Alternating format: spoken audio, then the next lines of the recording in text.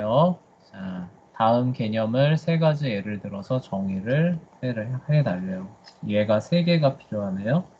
자, 서연아, 나라의 얘 세 가지 어떻게 될까요? 한국, 일본, 미국.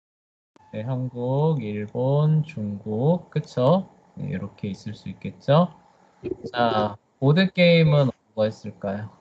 부루마블, 네, 인생게임, 뭐라고요? 우노 같은 브로마블 말고 또 뭐? 인생게임 인생 게임이라는 게 있어요. 선생님 처음 들어보네요. 있어요. 네, 또 뭐예요? 우노예요. 네? 우노. 보노라는 게임도 있나 보죠, 그쵸? 우노예요, 우노. 우노요, 우노? 네, 선생님은 모르는 거라서 그래요. 자, 사탕은 뭐가 있을까요? 알사탕, 네, 알사탕, 막대사탕, 막대사탕, 그리고 또 하나는 모르겠어요. 모르겠어요. 선생님은 브랜드가 먼저 생각나더라고요. 그래서 추파춥스, 뭐 이런 거, 그쵸? 이런 게 먼저 생각났어요. 자, 동의어를 통해서 정의해 봅시다. 탁월한의 동의어 뭐가 있을까요? 유능한, 유능한, 그쵸? 네, 직업은 뭐가 있을까요? 일자리, 일자리, 그쵸? 자비로우는요? 포용력인, 포용력이 있다. 네, 그래요. 포용력하고 자비로운하고는 약간 거리가 있는 것 같긴 한데. 자, 어쨌든 잘했어요. 자, 형제를 유아종차를 통해 정의하면 어떻게 될까요? 잠깐 이거 하기 전에 재현이 한번 기회를 줘봅시다. 자, 형제를 유아종차를 통해 한번 정의해 보세요. 유아 검찰. 네. 형제는 유는 사람. 사람, 유는 사람. 자, 종차는 어떻게 할 거예요? 이게 형과 응? 아니 잠시만 종찰 어떻게 하지? 사람이 많잖아요. 그쵸? 그 중에서 형제라고 하는 범위로 좁혀줘야 돼요. 어떤 제한 조건을 둘 거예요? 친근한 가족. 친근한 가족? 그럼 사람은 어떻게 되는 거예요? 네? 그럼 사람은 어떻게 되는 거예요? 사람이요? 어떤 사람으로 형제를 정의한다고 한 거잖아요. 어떤 사람이 형제예요? 피가 같은 사람. 피가 같은 사람? 피가 같은 사람이 형제예요? 그럼 여기 부모님도 들어가지 않아요? 형제. 이러면 종차를 잘 한 거예요? 못 한 거예요? 못한 거예요. 못 한 거예요. 그쵸? 자, 그래서 선생님이 미리 한번 시켜본 거예요. 서연이가 해봅시다. 형제 어떻게 했어요? 한 가정의 아들들을 일컫는 말, 네, 한 가정의 아들들이. 아들들. 네, 그래요.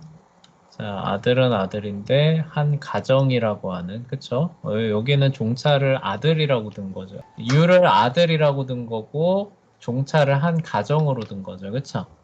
네, 선생님은 아까 사람이라고 했을 때 이렇게 해도 될 것 같아요. 같은 부모를 둔 남자 사람이라고 하면 좀 그렇죠. 그쵸? 네, 남자라고만 해도 될 것 같아요. 그쵸? 네, 그러면 형제가 되겠죠. 그쵸? 재현이 무슨 얘기인지 알겠죠? 그쵸? 여기서 유는 뭐예요? 남자고. 그쵸? 남자의 범위를 좁혀준 거죠. 그쵸? 여기는 아들이라고 둔 거고 그 범위를 이렇게 좁혀준 거예요. 그쵸?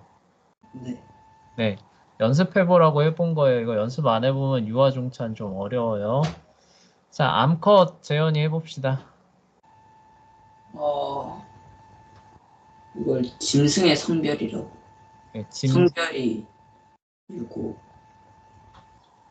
이건 좀 성별로 일단 성별을 유로 할게. 유는 뭐로 들 거예요? 암컷의 유는 뭐로 들 거예요? 성별이요. 성별? 음, 성별이에요? 그럼 종차는 뭐로 들 거예요? 짐승의 성별. 그럼 수컷도 들어가잖아요. 아, 어,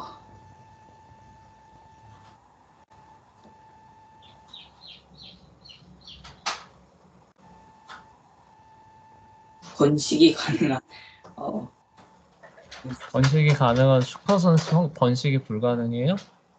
어,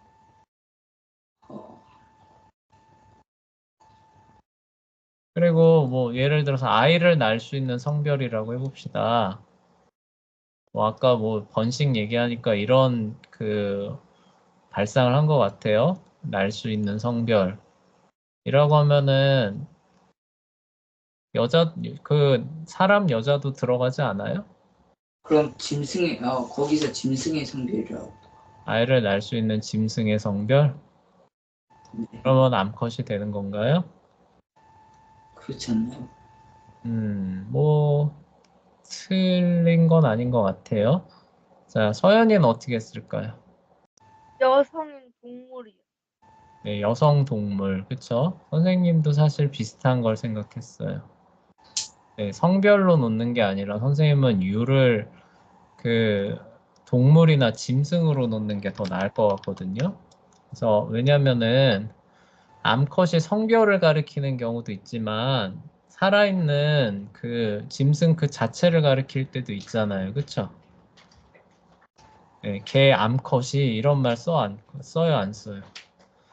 쓰죠. 쓰죠. 그러니까 그 짐승 자체를 가리킬 수도 있거든요.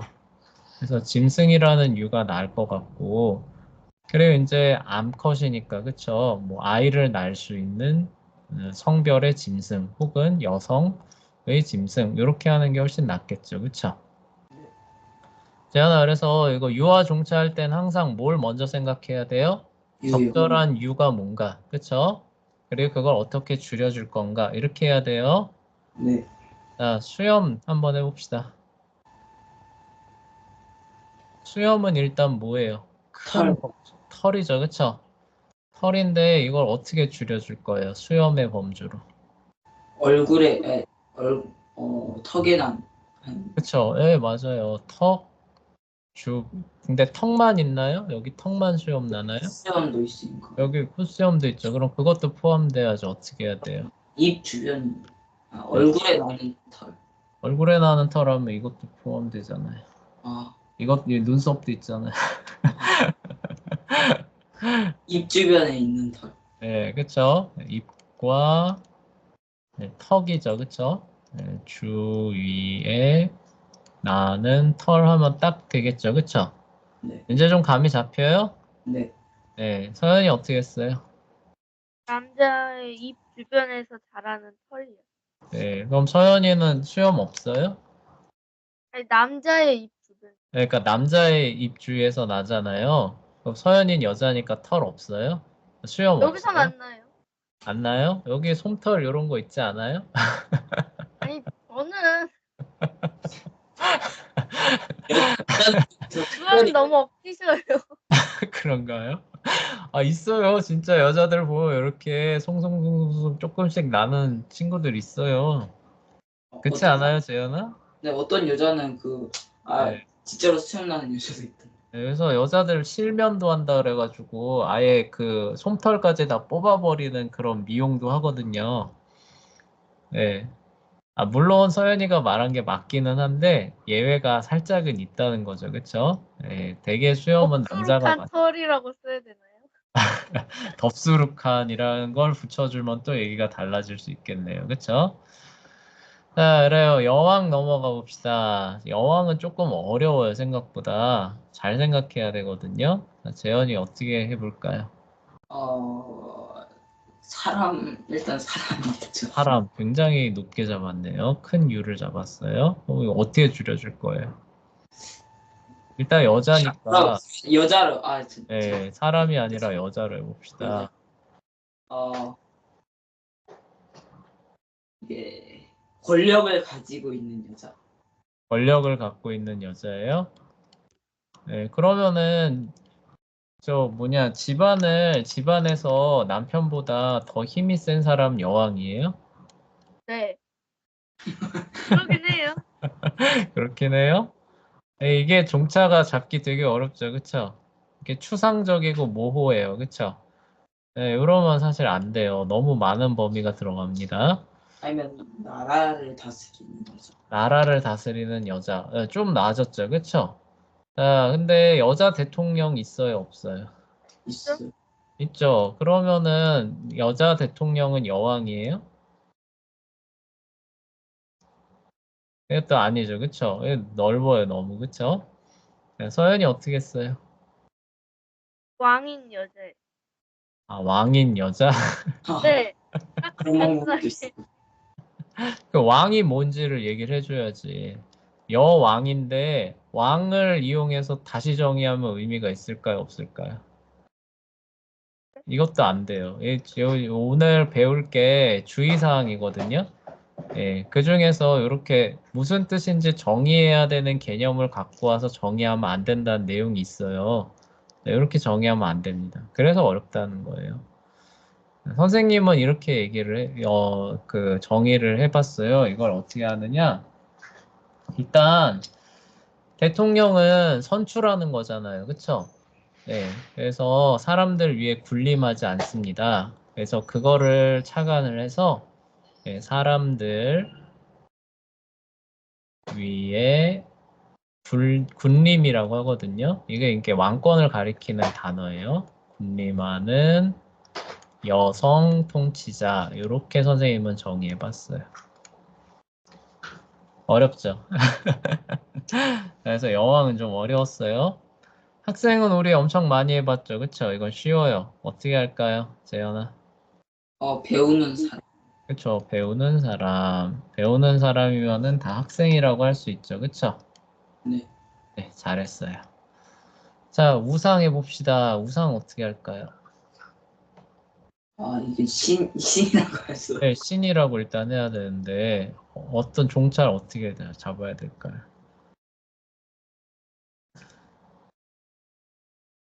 근데 기독교에서 말하는 신, 네. 거짓된 신. 그쵸? 거짓된 신이죠. 잘했어요. 네, 거짓된 신. 혹은 존재하지 않는, 그쵸? 않는 신. 이렇게 하면 되겠죠. 그쵸? 네. 네, 이렇게 하면 될 거예요. 이제 좀 유화 종차 좀 감이 잡혀요? 네. 네. 네, 이거 이렇게 꼭 해봐야 돼요. 이거 안 하고 막상 해보라 그러면은 못 해요. 여기 재현이 처음에 이거 할 때만 해도 얼마나 헤맸어, 그치? 네. 근데 하다 보니까 어때요? 조금씩 감이 잡히죠, 그쵸? 네. 그래서 재현이 오늘 끝나고 그 연습 문제 다시 한번 해봐요. 알겠죠? 네. 혼자 힘으로 해보세요. 자, 그다음 유아 종차를 통해 정의할 때 지켜야 하는 규칙이 있습니다. 아까 서연이가 조심해야 되는 점 하나를 미리 보여준 내용인데 5가지 중에 하나에 들어가요. 예, 근데 그걸 공부할 건데 그 5가지 볼게요. 유아 종차를 통해 정의할 때는 그 종차의 속성을 본질적인 걸로 잡아야 된다라는 내용인데 이게 전에 나왔었죠. 그쵸? 그래서 신발을 예로 들어서 가죽으로 만든 뭐 물건이라고 얘기를 하면 안 되잖아요. 그쵸? 그게 아니라 뭐예요? 발을 보호하기 위해서, 그쵸? 네, 발을 감싸는 물건 정도로 해야 되는 거예요. 그게 신발의 본래 기능이니까요. 네, 그런 얘기를 지금 하고 있는 겁니다. 그래서 여기서는 이제 오븐을 얘기로 들고 있는데, 오븐이 뭔가 이렇게 구워내는 거잖아요. 그쵸? 뭐 빵을 구워낼 수도 있고, 감자를 구워낼 수도 있고, 이렇게 구워내는 기구잖아요. 그쵸? 자, 구워내는 기구가 열을 낼 수 없다라고 하면은 그게 의미가 있을까요? 없을까요? 없겠죠. 고장나서 갖다 버려야 되는 거죠. 그쵸? 그래서 이렇게 생각해 보면은, 본질적인 속성이 뭔지를 알 수 있다는 거예요. 그래서 필수적이라는 거예요. 그게 없으면은, 더 이상 해당 물건이라고 말할 수 없는 속성이 이렇게 하다 보면 나옵니다. 그거를 종차로 잡는 게 가장 좋다는 거예요. 그래서 오븐은 열을 가하는 기계 정도로 정의하는 게 가장 좋은 유화 중차를 통한 정의가 된다는 거고, 네모난 상자 모양의 특징은 갖고 있지만 이걸 종차로 잡으면 된다는 거예요, 안 된다는 거예요? 안 된다는 얘기겠죠, 그쵸? 그래서 내가 선택한 종차가 본질적인가 아닌가는 뭐예요? 필수적인가로 이해를 해야 되는 거죠. 그럼 어떻게 되느냐? 다른 속성을 사용하거나, 그쵸? 그 부분을 빼보는, 그 부분만 빼보는 방법이 잘 사용이 됩니다. 그래서 여기서 뭐 열을 가하는 기계를 다른 거로 바꾼 거죠. 그쵸? 그랬더니 전혀 다른 그 개념이 나온다. 이러면은 그게 필수적인 속성이 되는 거예요. 그쵸? 혹은 이제 그 부분만 뺐는데 본래 의미가 사라진다. 그래서 너무 넓어진다. 이렇게 돼도 그 얘기가 되는 겁니다. 자, 그다음에 또 하나는 다른 속성의 원인이 되는가를 한번 또 생각해 볼 필요가 있는데요. 이것도 한 가지 이제 그 방법이 되는 거예요. 오븐 하면은 우리가 흔히 뭘 생각해요? 빵 만드는 기계로 생각하잖아요. 그렇죠? 네. 자, 근데 오븐을 빵만 만들 때 사용하지는 않아요. 그래서 이거 너무 넓은 거거든요. 그러니까 이거는 좋은 정의는 아니에요. 그러면은 빵을 만드는 게 왜 어떻게 해서 빵이 만들어지느냐를 생각을 해봐야 되는 거죠. 그렇죠? 그럼 그 안에서 열이 가해져서 구워져서 만들어지는 거잖아요. 그렇죠? 그러면 빵을 만드는 거 이전에 뭐예요? 빵을 만들기 위해서 열을 가하는 거죠. 그렇죠? 그 원인이 그 앞쪽에 존재할 때는 그 원인을 써주는 게 더 좋다. 이 얘기예요. 무슨 얘기인지 알겠어요? 네. 잘 생각해봐서 어떤 우리가 대표적으로 생각하는 그런 성질이 있는데 거기에 나타나는 원인이 되는 어떤 속성이 발견되면은 그걸로 가는 게 더 좋다는 거예요. 자, 그리고 이러한 규칙은 이제 의미가 그쵸? 중복되는 의미가 없는 게 더 좋은 정의다라는 그 사실을 알려주게 됩니다. 예를 들어서 빵을 만드는 기계라고 했을 때는 그 안에 뭐예요? 열을 가하는 속성이라고 하는 게 내포되어 있는 거죠. 그렇죠? 잘 드러나 있지는 않지만 그렇지만 이거를 좀 더 이렇게 넓게 잡혀가지고 오븐이 마치 빵만 만들어내는 듯한 그런 뉘앙스로 바뀌잖아요. 그러니까 의미가 중복되면은 이런 식의 오류가 낍니다. 그래서 가장 본질적이다라고 한 거는 가장 심플하다는 얘기예요. 그렇죠? 꼭 네. 필요한 것만 필수적인 것만 딱 남겨놓은 그런 정의가 가장 좋은 거다. 이런 얘기가 됩니다.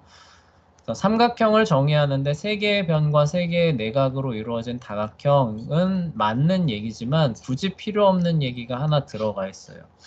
세 개의 변으로 이루어진 다각형이라고 하면은 자동으로 어떻게 돼요? 각 세 개의 내각을 갖는다는 얘기죠. 그렇죠?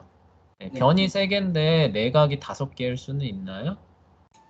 불가능하잖아요. 그렇죠? 이렇게 중복 의미가 들어가지 않게 가장 단순하게 정의하는 것이 본질적인 속성에 더 다가가는 그런 방법이라는 거죠. 그렇죠? 그래서 먼저 그거를 바꿔보는 거예요. 바꿔봤을 때 의미가 완전히 달라진다. 그러면은 본질적인 속성에 가까워지는 거고요. 그다음에 혹시 거기다 우리가 쓰려는 그 개념에 원인이 되는 게 혹시 있는가 한번 보는 거예요. 그럼 원인이 되는 쪽으로 가는 게 좋고, 그리고 혹시 중복되는 의미는 없는가 해서 빼줄 부분이죠. 그쵸? 빼줄 부분들을 빼줘서 가장 필수적이고 가장 필요한 부분만 간단하게 남겨두는 이런 게 가장 좋은 것이다 라는 얘기예요. 자, 그리고 정의는 순환적이면 안 된다라고 하는 여기에 아까 서연이가 걸린 거예요. 2번. 여왕은 뭐예요? 자, 여왕은 왕인 여자라고 했죠. 그쵸? 네. 자, 이렇게 하게 되면은 그럼 왕은 뭔데요? 라고 하는 질문은 여전히 남나요? 안 남나요? 남았네. 남죠. 그쵸? 그러니까 뭐예요? 왕이 여기로 오고 여자가 여기로 왔잖아요. 그쵸? 이거 사실상 동어 반복이잖아요. 그쵸? 네. 같은 말을 다시 한 거예요. 그러면 정의할 필요가 있을까요? 없을까요? 없어요. 없겠죠. 이미 그 말을 알고 있는 사람한테는 의미가 통하겠죠. 그쵸? 그래서 여기 똑같은 의미로 사업가가 무엇이냐라고 했을 때 아주 간단하게 사업하는 사람이야 라고 하는 거죠. 그쵸? 네, 여왕이 뭐야? 여자인 왕이야 라고 하는 거랑 같은 거죠. 그쵸? 예, 의미가 없어요. 그쵸? 예, 내가 그 단어를 애초에 알고 있었다면 의미가 있겠지만 이런 식의 정의는 사실 의미는 없습니다. 그래서 우리가 정의하려는 개념을 사용해서 정의하려는 개념을 정의하는 부분에 끌어당겨서 정의하면 된다, 안 된다? 안 된다는 거예요. 그쵸? 그 얘기가 순환적이면 안 된다라는 얘기예요. 근데 모든 경우에 이게 다 사용되느냐라고 하면 그렇지는 않아요. 자, 여러분들 북극곰 정의하려면 어떻게 해야 되나요? 북극에 사는 곰이 그쵸? 북극에 사는 곰이라는 내용이 안 빠질 수가 없잖아요. 그쵸? 네. 그러면은 표면적으로 보면 어때요? 북극이라는 거 뒤로 땡겨오고 곰이라는 거 뒤로 땡겨와서 한 정의니까 이 정의는 순환적이다. 그러니까 잘못된 정의다. 라고 해야 될 것 같지만 그렇다는 거예요? 안 그렇다는 거예요? 안 그렇다. 그렇다는 거죠. 그렇죠? 그래서 이런 거 같은 경우는 그거의 가장 본질적인 속성이 어떻게 되는 거예요? 그 자체로 고유 명사화되는 그 단어들도 있을까요? 없을까요? 있어요. 있어요. 이런 경우에는 순환적인 정의 외에는 방법이 있을까요? 없을까요? 없어요. 없어요. 그렇죠? 그래서 가장 본질적인 속성이 고유 명사화된 그런 낱말들은 순환적으로 정의할 수밖에 없다라는 내용이 됩니다. 그래요.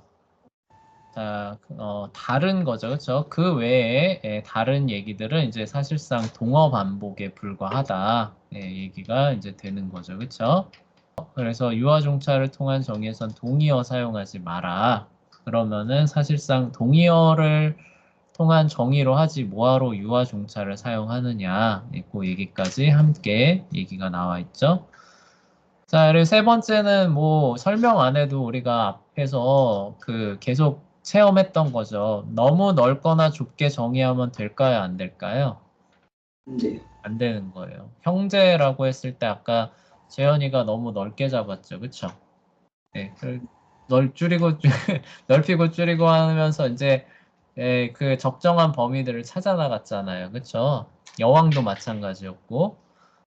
그런 부분들을 조심해야 된다는 거예요. 그래서 일단 이런 경우는 어떻게 살피느냐? 일단 우리가 생각하는 것들을 일단 써봐요. 일단 그렇게 해서 이거 될까 안 될까 이러면 판단이 안 서거든요. 그럼 일단 우리가 생각하는 개념대로 정의를 해봅니다. 그 다음에 우리 자신한테 그 질문을 던져야 돼요. 정말 그런 사람밖에 없는가? 이제 이런 겁니다. 그래서 여기 보면은 경찰이라는 사람을 사회 질서를 유지하는 사람이라고 이렇게 생각이 든 거예요. 그쵸? 괜찮은 생각이죠. 그쵸? 사회 질서를 유지하는 사람으로 이렇게 정의를 해봤는데 여기서 끝나면 되는 거예요? 안 되는 거예요? 안 돼요. 너무 넓거나 좁게 정의했을 수 있잖아요. 그쵸?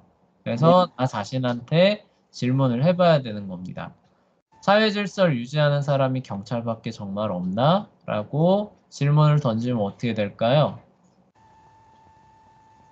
경찰 말고도 사회 질서를 유지하는 사람이 많을까요? 적을까요? 많죠. 많아요. 이 대번에 어떻게 되는 거예요? 아유, 잘못 정의했구나라는 게 금방 나오죠. 그쵸? 네. 너무 넓구나. 사회 질서를 유지하는 사람이 되는 게 아니라 그 법을 어긴 사람들이죠. 그쵸? 법을 어긴 사람들의 을 잡아들이는, 그쵸?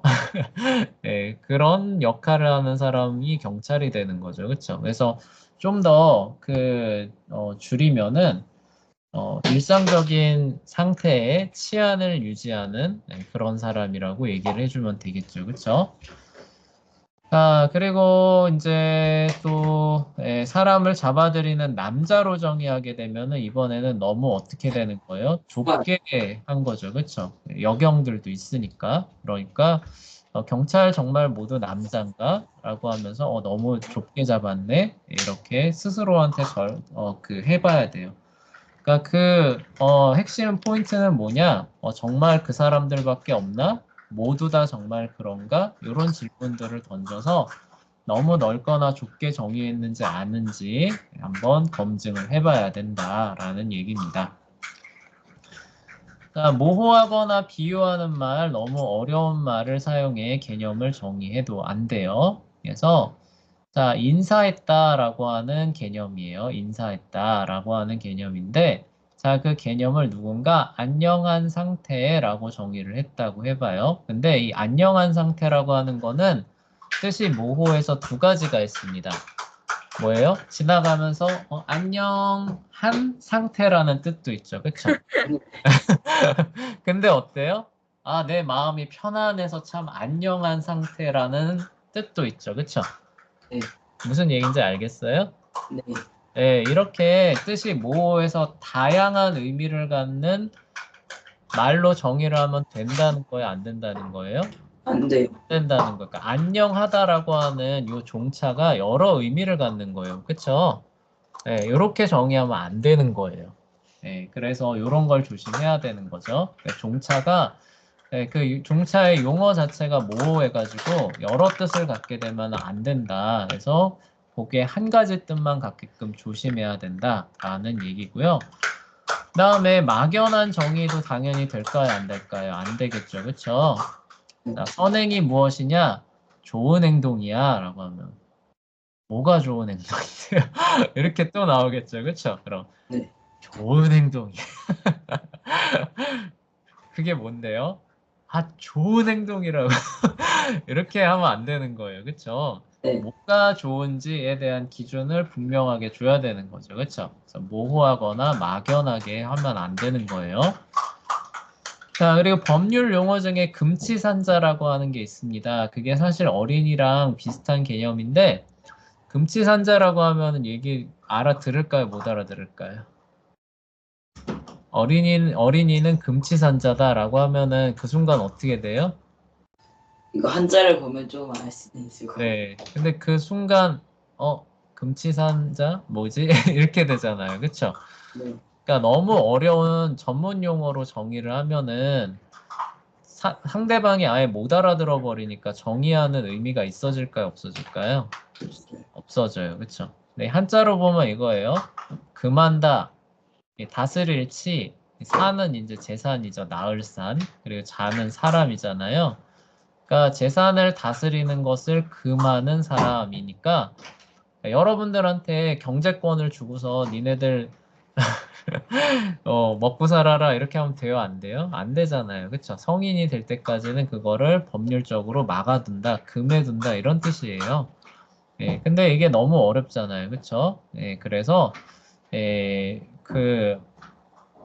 요런 용어를 쓰지 말고 어린이는 뭐예요? 이렇게 쓰지 말고 재산을 처분할 만한 조건을 갖추지 못한 사람이라는 풀어서 그쵸? 쉬운 말로 정의를 해야 되는 거죠. 그쵸?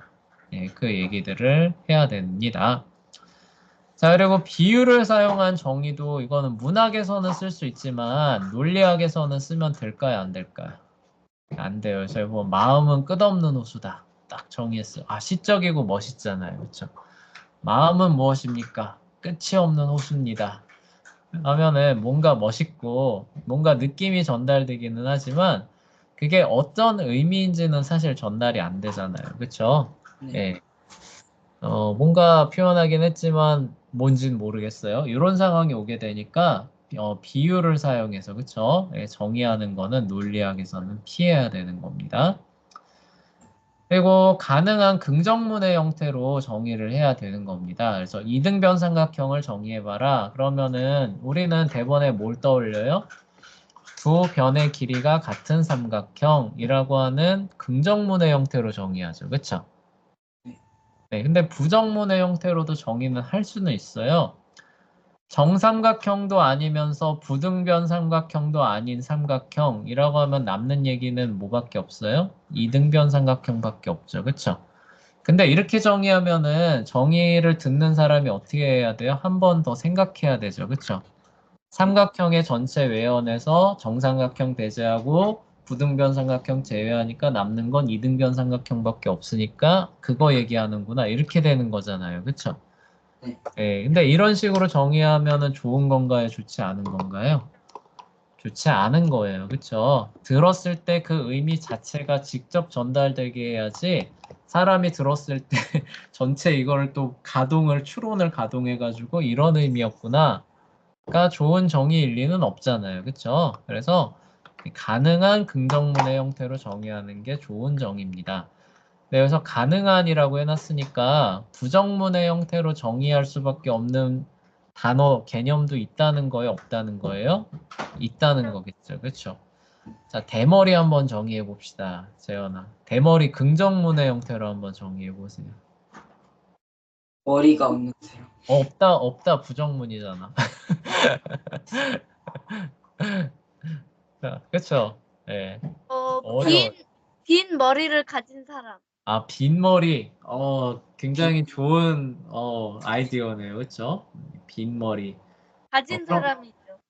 그러면은 못 배운 사람 아니에요. 빈 머리. 머릿속이 비었다. 머리카락이 빈 사람. 머리카락이 비었다. 네, 그럴 근데 수. 또 빈머리라고 하면 사람 마음이 좀 속상해지잖아요. 네, 그렇죠.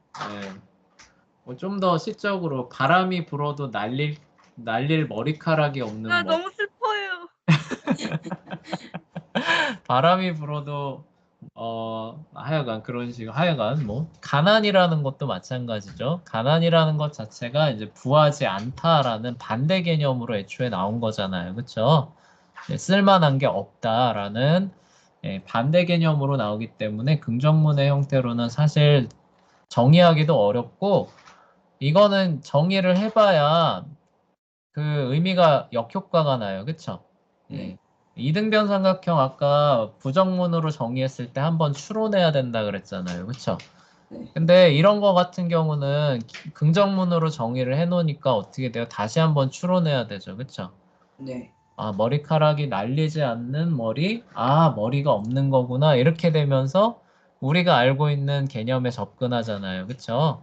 네. 그러니까 이런 거 같은 경우는 오히려 반대로 작용하기 때문에 이런 건 차라리 부정문의 형태로 정의를 해도 아무 문제 없고 오히려 더 나은 정의가 됩니다. 그리고 유화 종차를 통해 정의할 때 조심해야 되는 부분이 있는데요. 이런 고유 명사예요. 고양이나 사자 같은 이런 좀 고유 명사에 가까운 애들은 유화 종차를 통해 정의하기가 쉬울까요? 어려울까요? 어렵다는 얘기예요. 고양이 한번 정의해 볼래요? 재현이? 이거 왜 그런지 알려줄게요. 동물이 짐승이긴 짐승인데 네, 유를 짐승으로 놨어요. 그거를 뭘로 놓을 거예요, 종차를? 어려워요, 이거 되게. 야옹 소리를 내는 짐승. 아, 야옹 소리를 내는 짐승? 네. 소리를 내는. 그러면은 미국에서는 미야오라고 하잖아요. 그쵸? 네. 네, 그러면은 미국에서는 고양이가 아니겠네요. 미국 고양이들은 고양이가 아니겠네요. 이게 되게 어려워요. 이런 식으로 빠져나가는 길이 되게 많거든요. 무슨 얘기인지 알겠죠? 그쵸? 네. 그냥 맛만 보여주는 거예요. 그래서 고양이 하면 대개는 여기 야옹인 거 나오죠. 그쵸? 쥐를 잘 잡는 걸 생각하는데 뱀도 사실 쥐를 되게 잘 잡거든요. 그러니까 이런 식으로 끼어드는 애들이 되게 많아져요. 그렇기 때문에 이런 애들은 유아 종차를 통해 정의하는 일은 피합니다. 오히려. 무슨 얘기인지 알겠어요? 그럼 동의어나 예를 통한 정의가 차라리 더 낫다는 거예요. 그러니까 고유 명사에 가까운 개념들은 그 굳이 유아 종차를 통해서 정의하려고 하지 말고 예를 통한 정의가 오히려 더 효과적이라는 거죠. 그렇죠? 그런 부분들도 염두에 둬야 된다는 거예요. 그러니까 이런 거예요. 재현이를 유아 종차를 통해서 정의해봐라 라고 하면 어렵잖아요. 그렇죠? 네. 엄재현이라고 했을 때. 근데 이걸 어떻게 하는 거예요? 야, 쟤. 이런 식으로. 그쵸? 그게 차라리 낫다는 거예요. 그러면 보고 각 사람이 재현이의 본질적인 속성들을 파악하고 이해하겠죠. 그쵸? 그렇게 던지는 편이 훨씬 낫다. 그 얘기가 될 겁니다. 자, 그래서 연습 문제 또 있습니다. 그래서 그 다음, 그 부분에서 연습 문제 해오시면 되고, 야, 이렇게 마우스가 말 안 듣냐. 두 페이지에 걸쳐서 나와 있는 거군요. 그래서 미음까지 해주시면 되고, 그 다음 또 중간 시험이네요. 그래서 다음 시간에 우리 중간 시험 또 시험 볼 거예요. 그래서 그 공부해 오시면은 그 선생님 그 다음 시간 논리학 때는 전화 안 걸어요. 여러분들이 시간 되면은 네, 기억할게요. 네, 선생님이 아닌 채팅창에 띄워는 줄게요. 네, 요 중간 시험 1장에서 6장까지에 대한 중간 시험이 있는데 1장에서 6장 복습해 주신 다음에 요거 풀고 다음 시간에 또 맞춰보도록 하겠습니다. 숙제도 꼭